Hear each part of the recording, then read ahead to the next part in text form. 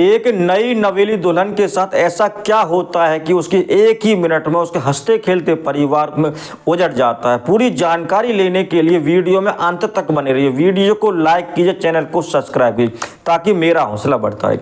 नमस्कार दोस्तों, स्वागत है आपका हमारे यूट्यूब चैनल। एक रीता नाम की लड़की होती है, उसके परिवार में उसके माता पिता और एक छोटा भाई होता है। रीता पढ़ने लिखने का बहुत शौक होता है। रीता पढ़ लिख कर एक प्राइवेट कंपनी में नौकरी करने लगती है। यह देखकर उसके माता पिता बहुत ही खुश होते हैं कि हमारी बेटी की पढ़ाई पूरी होगी, अब वो काम धंधा भी करने लगे, कमाने भी लगी। अब हमें अपने बेटे के लिए कोई लड़का देखकर उसकी शादी कर देनी चाहिए। वह यह बात सोच ही रहे होते हैं, फिर वह अपनी बेटी के लिए लड़का देखना शुरू कर देते हैं। एक सुधीर नाम का लड़का उन्हें अपनी बेटी रीता के लिए पसंद आ जाता है। सुधीर भी उसी कंपनी में काम करता था जहाँ पर रीता काम करती थी। सुधीर और रीता की दोनों की सगाई हो जाती है। दोनों अपनी सगाई करके बहुत ही खुश होते हैं, और क्योंकि वह एक दूसरे को पहले से ही जानते होते हैं, क्योंकि वह एक ही कंपनी में काम करते हैं, उनकी जान पहचान पहले से हो जाती है। दोनों की शादी की तारीख तय हो जाती है। तय हुई तारीख पर दोनों की बड़े धूमधाम से शादी होती है।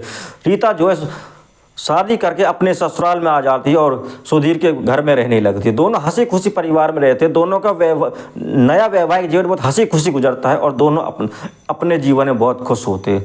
अब दोनों नौकरी किया करते और दोनों अपने वैवाहिक जीवन का एंजॉय करने के लिए, आनंद कर लेने के लिए अपना समय निकाल लिया करते थे।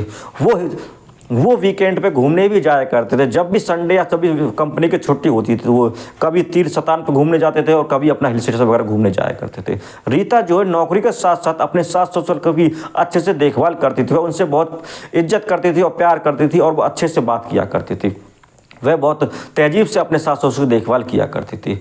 अब इन दोनों की जो खुशी को एक दिन किसी की नज़र लग जाती है और इन दोनों प्रेमी युगल जोड़े का बिछड़ने का समय आ जाता है। एक दिन संडे के लिए दोनों यह प्लान बनाते हैं कि अगले संडे को हम अमरकोट घूमने के लिए जाएंगे। तो संडे आता है। संडे के दिन दोनों अपनी गाड़ी में बैठकर घूमने के लिए चल देते हैं। धीरे धीरे बारिश हो रही थी और दोनों को गाने सुनने का बहुत शौक होता है। दोनों अपनी गाड़ी में पुराने गाने चलाते हैं और गाने चलाते चलाते उनको गुनगुनाने लगते हैं और हाईवे पर चलते रहते हैं। गाड़ी ठीक ठाक स्पीड पर चल रही थी। उनके सामने एक गाय आ जाती है। जैसे ही वह गाय से बचाने के लिए गाड़ी को एक साइड में लेते हैं तो गाड़ी फुटपाथ में टकरा जाती है और फुटपाथ में टकरा से गाड़ी के एयर बैग खुल जाते हैं। एयर बैग खुलने के कारण रीता को तो कुछ नहीं होता है और सुधीर की खिड़की खुल जाती है और उसका सर एक पत्थर से टकरा जाता है। पत्थर से टकराने के बाद सुधीर के सर में बहुत सारा खून बहने लगता है। वह गाड़ी से निकलती है और घबराती हुई अपने पति से कहती है, तुम घबराओ मत, मैं तुम्हारे डॉक्टर के पास ले जाऊँगी, तुम्हारे इलाज कराएंगे, तुम सही हो जाएगी। वह इस तरह कहती है और वह अब रोड पे आके गाड़ियों से अपनी मदद की गुहार लगाती है, रोती है, चिल्लाती है और फूट फूट कर रोती है। कहती है कोई मेरी मदद करो। गाड़ियों में हाथ देती है लेकिन कोई गाड़ी वाला उसकी मदद के लिए रुकता नहीं है। उसे काफ़ी देर हो जाती है, कोई गाड़ी वाला उसकी मदद नहीं करता है। उधर सुधीर के सिर से बहुत सारा खून निकल रहा था। उसकी तबीयत बिगड़ने लगती है। अब वो काफ़ी देर हो जाने के बाद जब कोई नहीं आता है तो दूर से उसे एक मजदूरों का ट्रैक्टर आता दिखाई देता है।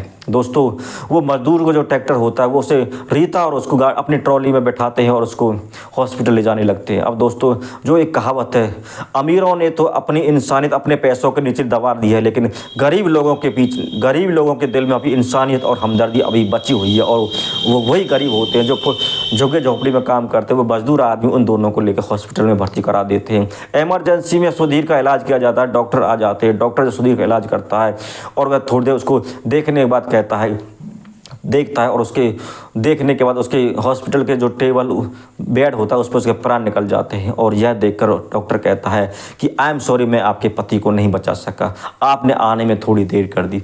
यह सुनकर रीता जो फूट फूट कर रोने लगती है, क्योंकि उसकी तो सारी ज़िंदगी उजड़ गई थी। अब वह मन ही मन सोचती है और कहती है, अगर मैं घूमने का प्रोग्राम ना बनाती तो आज मेरा हंसता खेलता परिवार नहीं उजड़ता और मैं अपने पति मेरे साथ जीवित होते और मैं पति के साथ अपने जीवन में आनंद से रह रही होती। वह इस तरह की बातें सोचती रहती है और अपने परिवार और रिश्तेदारों को फ़ोन करके इस खबर के बारे में बता देती है। वह भी अस्पताल में आ जाते हैं और डॉक्टर से जब कहते हैं कि डॉक्टर साहब हमारे बेटे को क्या हुआ, तो वह डॉक्टर साहब बताते हैं कि आपके बेटे के सर में बहुत सारी बहुत चोट लगी थी और ज़्यादा खून निकलने के कारण इनकी मृत्यु हो गई है। अगर आप थोड़ी देर पहले आ जाते तो मैं आपके बेटे को शायद बचा लेता। तो इस तरह की कहानी होती रहती है दोस्तों। आजकल आपने देखा होगा कि जहाँ कहीं एक्सीडेंट होता है तो लोग एक्सीडेंट से बचते हैं और लोग सोचते हैं कि हमें आफत में नहीं पड़ना, हम क्यों दूसरे की परेशानी और मुसीबत को अपने सिर लगाएं। आजकल लोग एक दूसरे की परेशानी को, दूसरे की मुसीबत को परेशानी समझते हैं। अगर कोई हिम्मत करके उस रीता की मदद कर देता तो आज उसका पति उसके साथ होता, उसका पति के प्राण नहीं जाते। तो हमें ऐसी घटनाओं पर एक दूसरे की मदद करनी चाहिए, क्योंकि हमारी थोड़ी सी मदद से किसी की प्राण बच सकते हैं, किसी की ज़िंदगी बच सकती है, किसी का हंसता खिलता परिवार उजड़ने से बच सकता है।